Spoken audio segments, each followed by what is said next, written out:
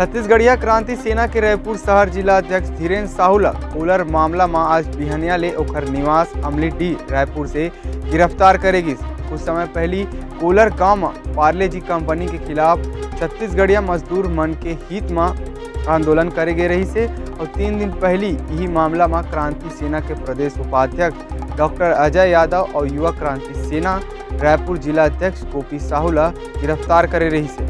फिर रोचक बात यह है कि जैन भी क्रांति सेना के सेनानी जेल जाते तो ओकर घर वाले मन आरती उतार के खुशी खुशी जेल भर विदा करते। जोहार छत्तीसगढ़। आज बहुत सौभाग्य के बात है कि मोला छत्तीसगढ़िया मन के हक अधिकार के लिए जेल जाए के सौभाग्य मिला थे और जेल है हमरे छत्तीसगढ़ में बने, हमारे पैसा से बने। जेल जाबो जरूर जाबो। जोहार छत्तीसगढ़।